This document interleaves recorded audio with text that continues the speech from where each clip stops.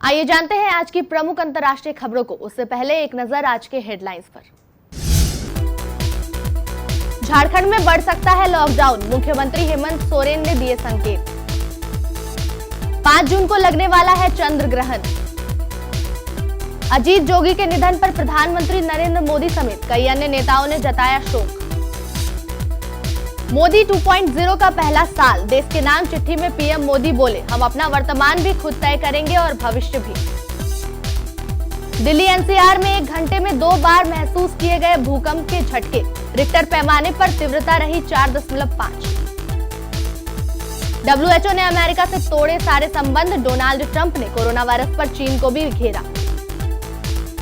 कश्मीर में भारतीय सेना के तेवर से पाकिस्तान में खलबली, ISI ने हिजबुल चीफ सलाउद्दीन पर कराया हमला। गैस सिलेंडर में हुए विस्फोट से हिजबुल मुजाहिदीन चीफ सैयद सलाउद्दीन घायल। 3 दिन में BSE में 1800 अंक से ज्यादा रही बढ़त, आलोक इंडस्ट्रीज के शेयर में 27.42% का रहा उछाल। 16 एकड़ में फैले अजय देवगन की फिल्म की सेट को किया गया ध्वस्त, इस वजह से लेना पड़ा ये फैसला। कोविड-19 को देखते हुए भारत ऑस्ट्रेलिया के बीच एक स्थान पर सीरीज संभव। झारखंड में लगातार कोरोना वायरस के बढ़ते मामले को देखते हुए सरकार लॉकडाउन बढ़ा सकती है। मुख्यमंत्री हेमंत सोरेन ने इसके संकेत दिए हैं। राज्य में अब तक कोविड-19 के 450 से ज्यादा मामले सामने आ चुके हैं। प्रवासी मजदूर भी कोरोना वायरस से संक्रमित पाए जा रहे हैं। इस स्थिति में सरकार लॉकडाउन बढ़ा सकती है। हालांकि कई मामले में पहले से ही छूट दी जा चुकी है। मुख्यमंत्री ने कहा है कि हमें कोई जल्दी नहीं है, सभी स्वस्थ रहेंगे तो चीजें आगे बढ़ेगी। 5 जून को चंद्र ग्रहण लगने वाला है। यह उपछाया ग्रहण होगा जो भारत में दिखाई नहीं देगा और इसका सूतक भी मान्य नहीं होगा। यह ग्रहण 5 जून को रात 11:15 पर लगेगा, जो 6 जून की सुबह 2:34 पर खत्म होगा। छत्तीसगढ़ के पूर्व मुख्यमंत्री एवं जनता कांग्रेस के प्रमुख अजीत जोगी का कल निधन हो गया। वह लगभग 20 दिनों से अस्पताल में भर्ती थे।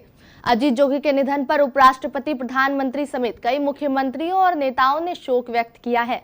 छत्तीसगढ़ के पूर्व मुख्यमंत्री और जनता कांग्रेस छत्तीसगढ़ के प्रमुख अजीत जोगी की तबीयत बिगड़ने के बाद उन्हें 9 मई को अस्पताल में भर्ती कराया गया था। तब से उनकी हालत नाजुक है। वहीं पीएम मोदी ने ट्वीट कर कहा कि श्री अजीत जोगी जी को जनसेवा का शौक था। इस जुनून में उन्हें नौकरशाह और एक राजनीतिक नेता के रूप में कड़ी मेहनत की। वह गरीबों, विशेषकर आदिवासी समुदायों के जीवन में एक सकारात्मक बदलाव लाने के लिए प्रयासरत रहे। मैं उनके निधन से बहुत दुखी हूं। उनके परिवार के प्रति मेरी संवेदनाएं। प्रधानमंत्री नरेंद्र मोदी ने अपने सरकार के दूसरे कार्यकाल का 1 साल पूरा होने पर देश की जनता के नाम चिट्ठी लिखी है। कोरोना संकट के दौर में पीएम मोदी ने देशवासियों को हिम्मत बढ़ाते हुए कहा है कि हमें यह हमेशा याद रखना है कि 130 करोड़ भारतीयों का वर्तमान और भविष्य कोई आपदा या कोई विपत्ति तय नहीं कर सकती। हम अपना वर्तमान भी खुद तय करेंगे और अपना भविष्य भी। हम आगे बढ़ेंगे, हम प्रगति पथ पर दौड़ेंगे, हम विजयी होंगे। साथ ही उन्होंने कहा कि कई लोगों ने आशंका जताई थी कि जब कोरोना भारत पर हमला करेगा तो भारत पूरी दुनिया के लिए संकट बन जाएगा, लेकिन आज सभी देशवासियों ने भारत को देखने का नजरिया बदल कर रख दिया है। आपने यह सिद्ध करके दिखाया है कि विश्व के सामर्थ्यवान और संपन्न देशों की तुलना में भारतवासियों का सामूहिक सामर्थ्य और क्षमता अभूतपूर्व है। दिल्ली एनसीआर में शुक्रवार रात को फिर से भूकंप के झटके महसूस किए गए हैं। जानकारी के मुताबिक हरियाणा का रोहतक भूकंप का केंद्र था। 1 घंटे में रोहतक में 2 बार भूकंप के झटके महसूस किए गए। पहले भूकंप 9:08 पर आया, जिसकी तीव्रता 4.5 मापी गई, जबकि इसकी गहराई 5 किलोमीटर दर्ज की गई थी। दूसरा भूकंप उसी जगह कम तीव्रता 2.9 रिक्टर का था। अब तक भूकंप में किसी तरह की हताहत होने की जानकारी नहीं है। रोहतक दिल्ली से 60 किलोमीटर की दूरी पर है। 12 अप्रैल से अब तक दिल्ली में कम तीव्रता के 4 और भूकंप आ चुके हैं। अमेरिका के राष्ट्रपति डोनाल्ड ट्रंप ने शुक्रवार 29 मई को कहा, उन्होंने विश्व स्वास्थ्य संगठन के साथ अमेरिका के सारे संबंधों को खत्म कर दिया है। उन्होंने कहा है कि WHO कोरोना वायरस को आरंभिक स्तर पर रोकने में नाकाम साबित हुआ है। संयुक्त राष्ट्र एजेंसी पर वैश्विक महामारी का केंद्र रहे चीन की कठपुतली का आरोप लगाते हुए ट्रंप ने इसे फंडिंग पहले ही बंद कर दी थी। ट्रंप ने पत्रकारों से कहा, क्योंकि वे अनुरोध और बहुत अहम सुधार करने में नाकाम रहे हैं, आज हम विश्व स्वास्थ्य संगठन के सारे अपने संबंधों को समाप्त करने जा रहे हैं। रिपब्लिकन नेता ने कहा है कि WHO को दिए जाने वाले फंड को दूसरे देशों और आपात स्थिति में वैश्विक जन स्वास्थ्य सेवाओं में आवश्यकताओं की पूर्ति के लिए किया जाएगा। जम्मू कश्मीर में अशांति पैदा करने के साथ ही भारत में हुए कई आतंकी हमलों के जिम्मेदार आतंकी संगठन हिजबुल मुजाहिदीन के प्रमुख सैयद सलाउद्दीन पर 25 मई को इस्लामाबाद में अज्ञात हमलावरों ने कथित तौर पर हमला कर दिया। यह जानकारी सूत्रों ने दी। बताया जा रहा है कि इन दिनों सलाउद्दीन और पाकिस्तान की खुफिया एजेंसी ISI के बीच सब कुछ ठीक नहीं चल रहा है और इस हमले की योजना ISI द्वारा ही बनाई गई है। खुफिया एजेंसियों के सूत्रों ने कहा कि मोहम्मद यूसुफ शाह उर्फ सैयद सलाउद्दीन हमले में गंभीर रूप से घायल हो गया और उसका इलाज चल रहा है। हिजबुल मुजाहिदीन का चीफ और जिहाद काउंसिलिंग का चेयरमैन सैयद सलाउद्दीन घायल हो गया है।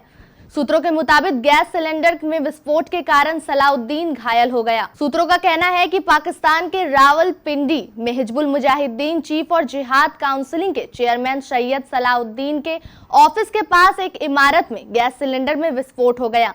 इस विस्फोट के कारण सैयद सलाउद्दीन भी घायल हो गए। सैयद मोहम्मद यूसुफ शाह को सैयद सलाउद्दीन के नाम से जाना जाता है। उनका मकसद कश्मीर को आजाद करना है। वह आतंकी संगठन हिजबुल मुजाहिदीन का मुखिया है। साल 2017 में अमेरिका के विदेश मंत्रालय में उसे विशेष नामित वैश्विक आतंकवादी घोषित किया गया था। ये सप्ताह शेयर बाजार के लिए काफी अच्छा रहा। यूं तो सप्ताह में सिर्फ 4 दिन ही कारोबार हुआ, लेकिन BSE लगातार 3 दिन के बढ़त के साथ बंद हुआ और इसमें 1814.80 अंक की बढ़त रही। BSE बुधवार को 995.92 अंक, गुरुवार को 595.37 अंक और शुक्रवार को 223.51 ऊपर बंद हुआ। इन 3 दिनों में इसमें 6% उछाल रहा। इस दौरान बैंक, ऑटो, टेलीकॉम जैसे सेक्टर ने शानदार कारोबार किया है। बता दें कि आज BSE 223.15 अंक ऊपर 32,424.10 पर और निफ्टी 90.20 पॉइंट ऊपर 9,580.30 पर बंद हुआ। बॉलीवुड अभिनेता अजय देवगन की आने वाली फिल्म मैदान के लिए तैयार किया गया विशालकाय फुटबॉल सेट ध्वस्त कर दिया गया है।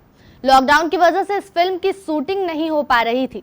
16 एकड़ में तैयार किए गए इस सेट पर मानसून का भी खतरा मंडरा रहा था। इसके रखरखाव में भी कई तरह की मुश्किलें आ रही थी। इस फिल्म के निर्माता बोनी कपूर ने कहा, हमने यह फैसला देश की मौजूदा स्थिति के साथ साथ मानसून के नजदीक आने पर भी लिया।